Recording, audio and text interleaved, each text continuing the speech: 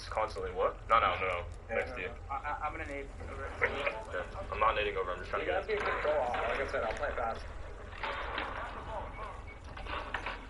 I hit him. Let's push up mid or something. You guys are on their side. There's people either Bialy or Fish. But I was impressed by Feudus. I mean, it sounded like he was almost ideally there for a little bit. I mean, I know he plays S&D, but Feudus has probably played this map more than all these guys combined. Because this is not a competitive map.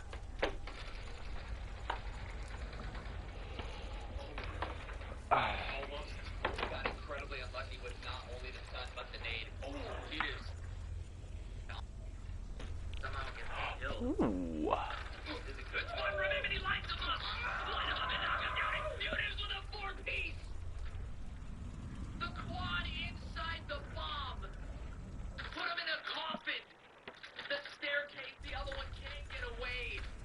A 4-piece in a matter of seconds from the dash man, Feudus himself.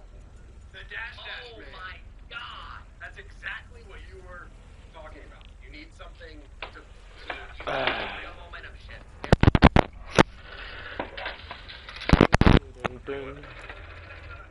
looking behind you.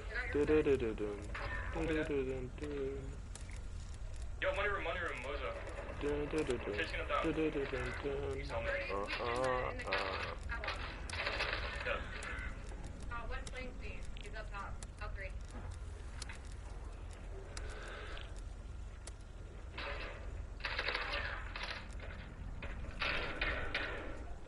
On my left.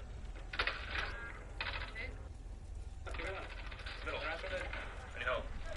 I can't hit him. Thank God, good shit. I'm struggling, dude. I gotta do some research on the future. I gotta make sure he's got no priors. Fix Little is now live. Streaming Call of Duty, Black Ops Cold War, Grindin and Ragin melee weapons, PS4 off Rang, Alto August, Day 9, S. Jump. Crouch.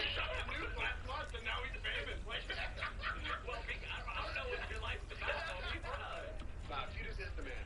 I'm definitely gonna be, he's definitely gonna come up with some conversations. And I'm sure he's come up with some conversations for a lot of teams as well. Fucking superstar team, holy shit. Yeah, for real. GG's. GG's. Yeah, it's fun playing with you guys. Nah, Yeah, nice to meet you. Yeah, GG's guys, that was fun. See ya. Later. Bye. Oh wait, it's coming. We do an after game after listener or what? We do like a... Alright, see you guys later, alright? Yeah, later, dude. Yeah, take care, guys.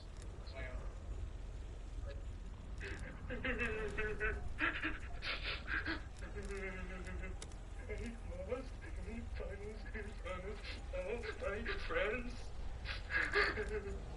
Hey, Nick.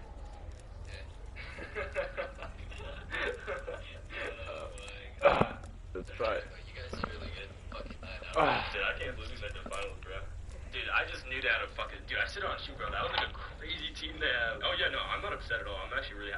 dude, honestly, I would have been really upset if we didn't get the finals.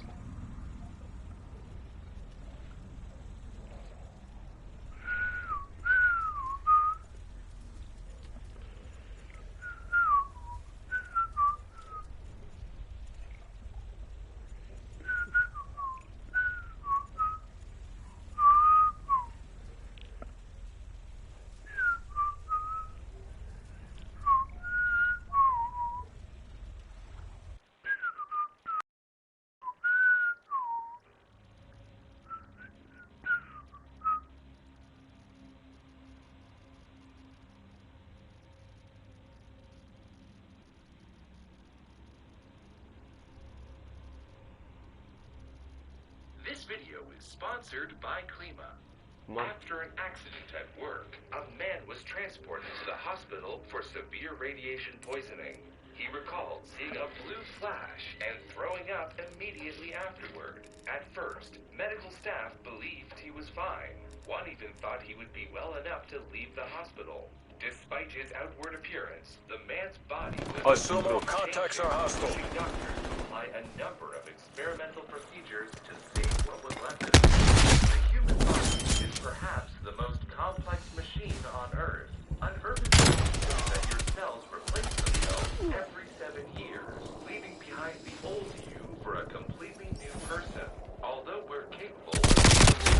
Fuck you. I don't have reload. Not completely true.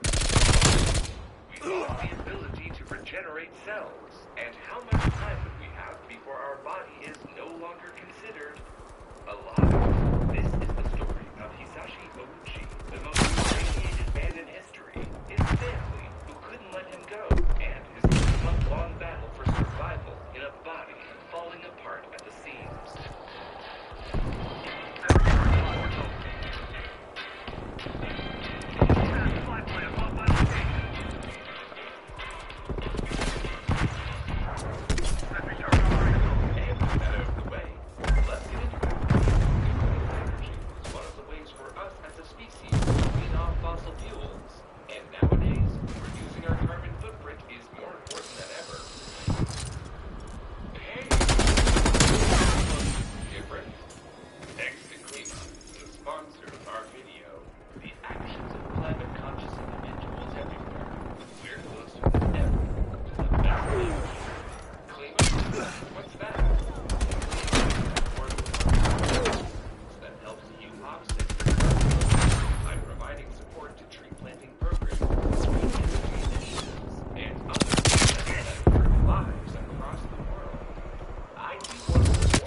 Fuck you! You had to follow me! We're taking control. This nigga had to follow me. You can calculate your footprint in less than 3 minutes. There are funding strategies that capture currency and emissions. Money will keep supporting across. Wow, fuck you. Suck a dick. We're losing this fight. Ah, yeah, no shit. Wow, wow!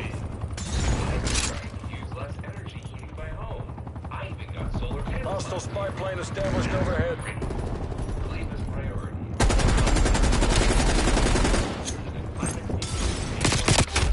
Fuck you.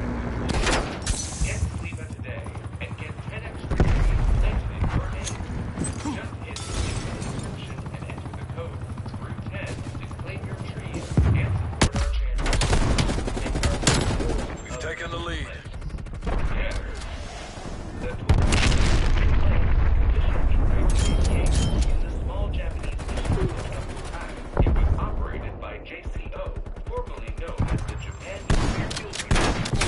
Fuck you, ah!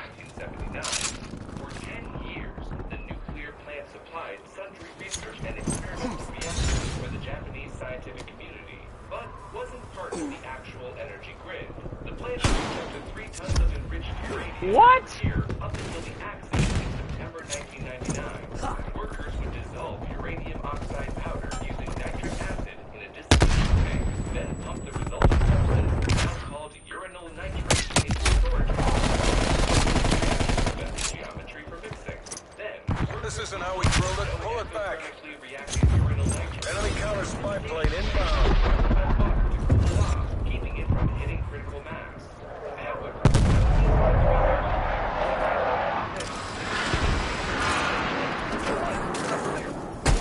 Energy Authority, a change significant impact on the workers tasked to mix the nuclear material. Instead of dissolving the uranium oxide in the dissolution tank, workers were to just do it instantaneously. Time's against us. Bring this home. In addition to that, it was modified further, trading by pouring the uranol nitrate directly into the precipitation tank. Hostile spy plane established overhead. In the storage column, it would happen in the precipitation tank instead, bypassing the system. Hostile artillery targeting active. This put simply, artillery inbound. Tanks, the ones made specifically to prevent accidents, dissolved the uranium by hand, and then poured into the final tank like it was a uranium oxide. Sounds safe, doesn't it? On the morning Target of the dropped. 30th of September 1999, and Masato Shinohara were mixing up a batch of fuel while their supervisor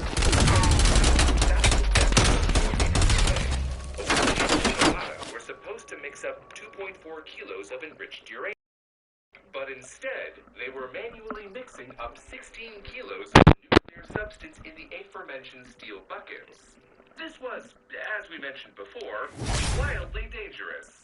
Then, at 10:35 a.m., a blue flash erupted from the middle of the room, and all 3 men were overcome in a wave of nausea. The flash was what's called Cherenkov radiation, which is light that is emitted when electrically charged particles pass through a medium faster than light can. In this case, the water in the precipitation tank slowed down light, but not the now reactive uranium particles. Then, suddenly, flash, followed by a wave of gamma radiation. Their co-workers quickly jumped into action, donning hazardous material suits before bolting into the room to rescue the 3 men and rush them to a local hospital. There, they determined the levels of radiation that each of the men were exposed to. Sieverts are used to measure the impact of low levels of radiation on the human body. For reference, the typical dosage of radiation that Chernobyl workers who died within a month of exposure was 6 sieverts. Non-lethal exposure is about 1 sievert. Yokokawa, Ouchi's supervisor, received the least at 3 sieverts. Shinohara received 10 sieverts, and Ouchi received the most, a whopping 17 sieverts.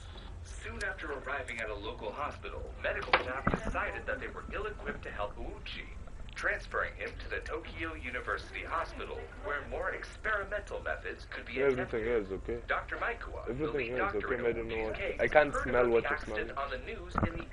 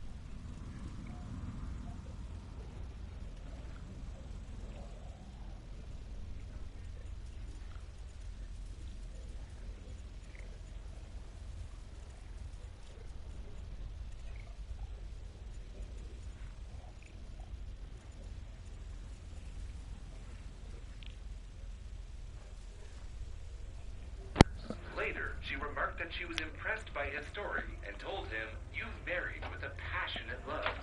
The radiation started to show itself on the surface of Ouchi's body. Another nurse, describing how they adhered to gauze, IVs, and other medical equipment, remarked that it became more and more frequent that his skin was ripped off along with the removed tape. Eventually, we couldn't use surgical tape anymore. There is a photograph that nearly all sources for this story use claiming to be Ouchi in the hospital. This is not Ouchi. It's nearly impossible to find the original, but it is not Ouchi. The man in this photo has had his right foot amputated, and Ouchi did not. At the same time, Dr. Maikawa was trying to convey just how dire Ouchi's situation was to his grieving family. He said his appearance was changing drastically, so I had his family see his condition in order for them to accept the truth. Ouchi's lungs began retaining fluids, making his breathing difficult to the point that medical staff considered putting him on a ventilator. This would mean he wouldn't be able to speak to his family. At the time, staff noted Ouchi's words, things like, "I can't stand it," and "I want to go home." He even cried out for his mother. One nurse said later that seeing that kind of scene made our hearts ache. It was true that nobody knew for sure what would happen to him, but we were able to imagine that his condition would get worse and worse. Soon after, Dr. Maikawa was forced to put Uuchi on a ventilator. He wasn't breathing, so they inserted a tube into his windpipe. But despite this, we still visited him every day. A common practice in Japanese culture, senbazuru, the act of folding 1,000 origami cranes, is thought to provide good health to the seriously ill. Since Uuchi's white blood cell count was so low, they couldn't bring any of the cranes into his room, but they folded them all the same. 10 days had passed since Uuchi's blood transfusion, and his blood was tested to see if his siblings' white blood cells had successfully implanted in his body. Peering into a microscope, Dr. Maikawa spotted 2 red dots in one of his blood cells. The chromosomes had survived. It was the first time that white blood cells producers had been successfully implanted into a victim of radiation. His white blood cell count was increasing back to normal levels. He was still intubated, so he couldn't speak, but he was able to respond to his family's calls with gestures. A week later, however, small mutations were discovered in his blood. The chromosomes that Dr. Maikawa had implanted in Uuchi were damaged. Doctors believe that the radiation in his body was so some cells mutated harshly, causing his own cells to emit radiation on their own. Uuchi's worsening condition was not limited to just his skin and blood. The cells walling his intestines began to die as well, and without the ability to replace them, it would only be a matter of time until the bacteria in his guts made their way into his bloodstream, threatening sepsis. In the weeks following this development, the amount of diarrhea Uuchi produced increased every day, up to 3 liters per day. His intestines began bleeding, filling his stool with blood.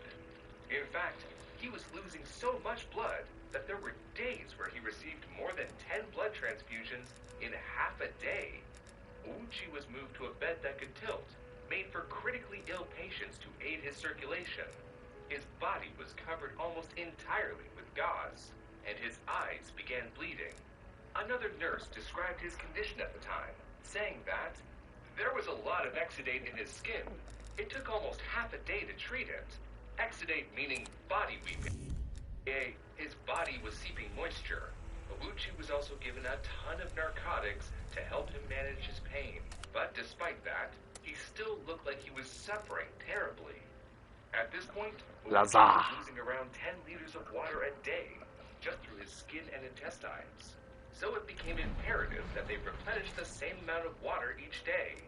With the level of devastation, the only option left was a skin transplant. Medical staff cultivated skin cells in vitro, then grafted it to his body. However, Dr. Maikawa noted that the cultured skin didn't adhere to his body because of his deteriorating condition.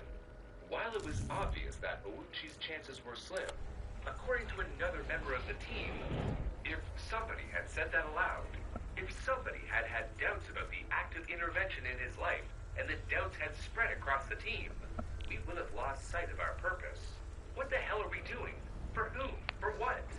I guess we were afraid of having that kind of thought. Another nurse added, I couldn't endure doing the treatment. I had the conviction I was doing it to protect his life. Almost 2 months had passed since the incident, and after the massive blood loss and amount of transfusions, his heart was beating at a blistering 120 beats per minute constantly, about twice as fast as a resting heart rate.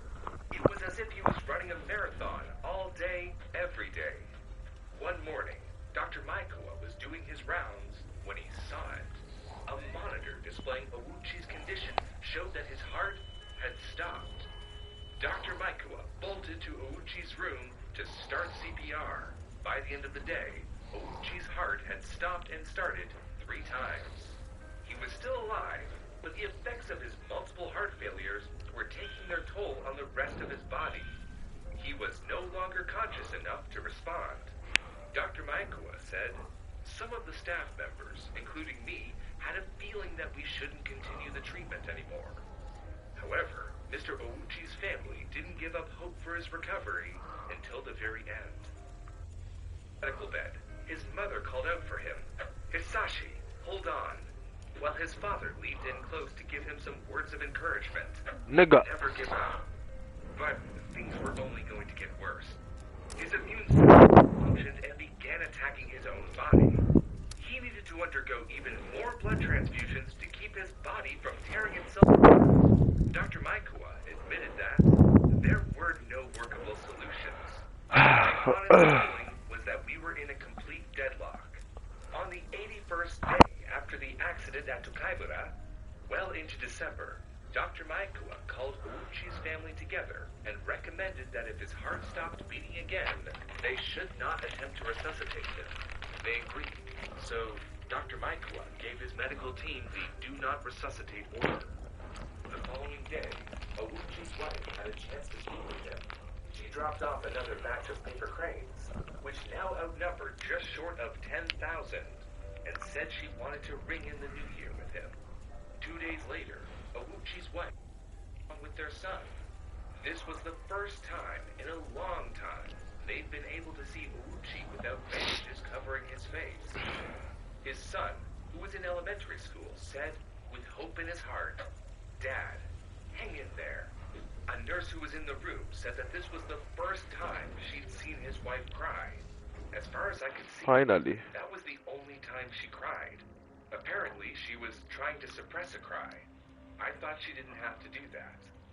Later that evening, on the 21st of December, 1999, Ouchi passed away. Dr. Maikawa, upon reaching retirement age in the spring of 2000, retired from his work in hospitals. This case made me painfully aware that the system made by human beings could cause terrible disasters with one wrong move. There is nothing mere doctors like us can do about that. With any latest technology, He did. No chance against the catastrophic effects of radiation. We learned that the hard way. Dr. Maikawa worked on establishing medical procedures for the treatment of radiation exposure. People who passed away will never come back again. Training time's over. Let's see what you can do. The Tokaimura nuclear accident was the most severe nuclear accident in Japanese history. Until 2011's Fukushima Daiichi nuclear meltdown. Nowadays, in the aftermath of Chernobyl and Fukushima, which both left entire cities unfit for human life, nuclear power has a serious PR problem. The world of the future is no longer a purely nuclear one, as envisioned by our Cold War forebears. But does this potentially dangerous technology still have a place in our future? Likely, yes. For one, nuclear power accounts for at least 10% Fuck you. of the entire world's power generation, and is also the second largest source of low-carbon power generation, to hydroelectric power generation. Bruh. Japan relies on imports for Hostile care package inbound. of its energy consumption, and 90% of their crude oil come from the Middle East. So diversification of their energy generation was paramount. After the oil crisis of 1973 and 1979, Japan's energy sources included liquefied natural gas and coal, alongside nuclear generation. After 2011's Fukushima Daiichi nuclear disaster, the share of Japan's energy generation by nuclear power has dramatically decreased from a high of 30% in 2009 to a low of 0% in 2014. In 2020, Enemy spy plane it inbound. increased to 5% of Japan's total energy production. It's also good to mention that Watch your fucking fire! and Hostile sentry turret active. since the 1940s. So, only work if we use them. There will have to be some hard conversations in the future, considering the benefits and risks of nuclear Wow. power, not just in Lana Japan, Roots. but across the globe. Many believe that nuclear power will cover enough of our energy needs to allow us to end our dependence on fuels like natural gas, crude oil, and coal. But others believe that the risks of nuclear fission are too great, and we could spend our time and money on renewable energy. Throw it incendiary. And geothermal power generation. While nuclear energy may be low carbon, not renewable, it's still renewable with the finite resources and the storage efficient than coal or even gasoline. We may have our opinions about how Ozuchi was treated, about whether or not his family should have let him pass earlier. But at the end of the day, I don't think many of us would be able to say for sure how is their position. Oh yeah, I'm back in the game, baby. What the fuck did I just do? One single scientist created 3 inventions that accidentally caused the deaths of millions of This nigga's camping. himself.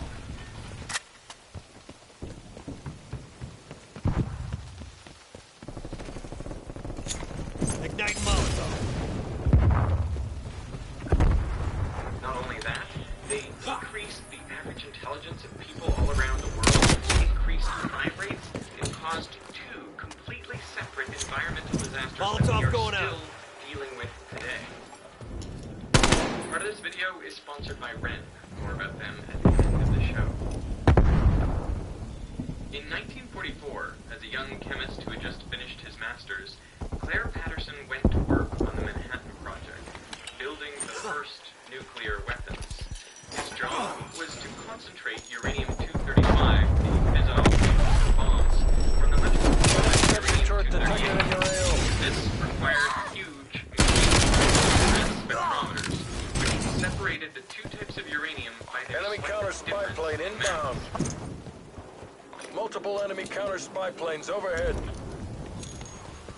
After the war, Patterson went back to grad school to get his PhD. He picked a research project that would take advantage of his experience Hostile with mass RCXD in your AO. measuring the age of the Earth.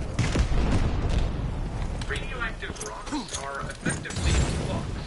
Uranium-238, for example, decays and then protactinium Fuck you. 12 more decays until it ends up as lead-206, which is stable. The rate of this decay is consistent and can be measured.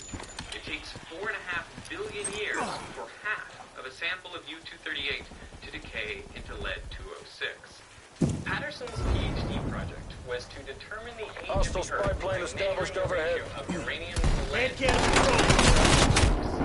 But to calibrate How? the instrument, first he used zircon crystals whose ages were Enemy known. hub established above. Zircon is ideal for this purpose because when it forms, it contains trace amounts of uranium, but absolutely no lead. So any lead that you put in your mind, What the fuck are these guys using? you know uranium decay. Patterson Multiple was hostile tasked sentry with turrets measuring working lead your AO. content in another stream Enemy care package above. measured uranium. Tilton's uranium measurements were fine. They matched predictions. But Patterson's Set rep. lead Enemy measurements attack were helo all above. over the place, and they were many, many times higher than they expected. We take George's uranium, why lead? Hostile strafe run inbound. So where was all this extra lead? That mystery would take over Spy plane inbound. Patterson and Wow. force him to be Failure is not an option. Don't let the Ruskies win.